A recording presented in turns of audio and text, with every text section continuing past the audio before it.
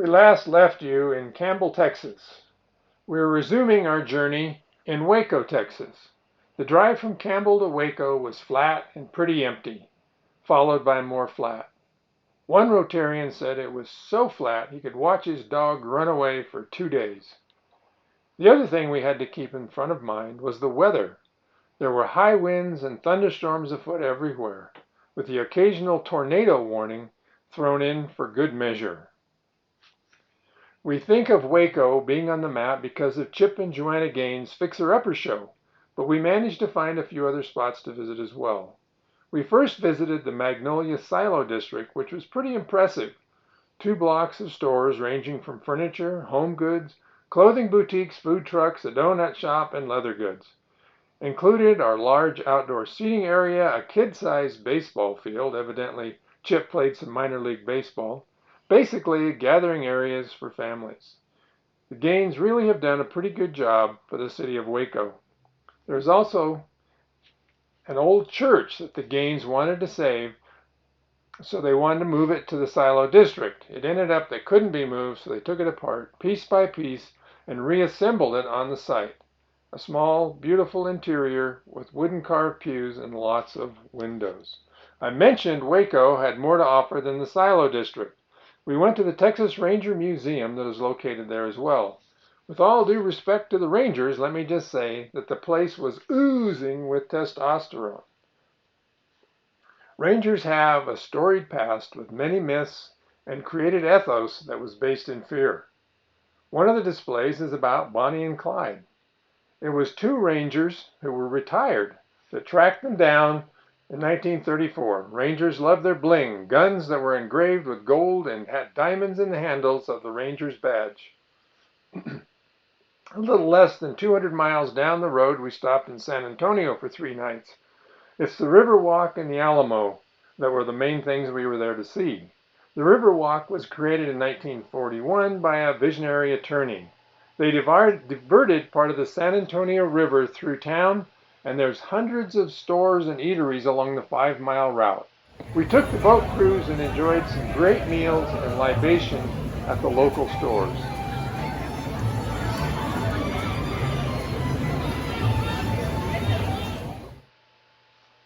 San Antonio is also known as the Mission City. We toured San Jose, which is typical of 6-acre missions established by the Spanish missionaries to re-educate the natives.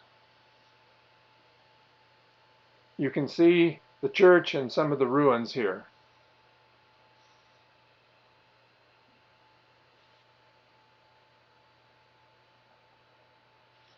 We also toured the Alamo, which became the rallying cry to lead to Texas independence. Many think it was a fort, but it's really a mission, where Colonel Travis drew a line in the sand and where he, Jim Bowie, Davy Crockett, and nearly 200 others died defending the mission against Santa Anna. And here you can see the interior of the Alamo mission. We made a special trip to Midland, Texas to visit with Rotarian friends Diane and Ed Anderson. Diane and I worked together on district governor training in 2019, which took place in Denver. They were wonderful Texas hosts, and Ed took us to the Petroleum Museum one afternoon. We learned Midland sits atop the Permian Basin, the largest reservoir of oil and natural gas in the U.S. Ed was a great tour guide as he's intimate with the history and the industry. It was a fascinating museum, and the bonuses were crystallized mineral exhibit and Jim Hall's race car Chaparral Museum. As we traveled north and west, we crossed into New Mexico. Next stop, Carlsbad, to visit the national park. The cavern is 110 miles long and has the single largest cave room in North America. It's hard to tell from the video, but you can see people at the end of the clip that might give you some perspective. These were very large stalactites and stalagmites for sure.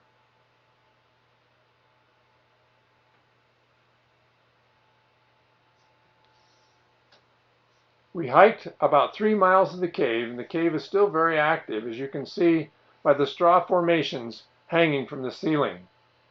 Every road trip has something unique, and our next stop was Roswell and the UFO Museum.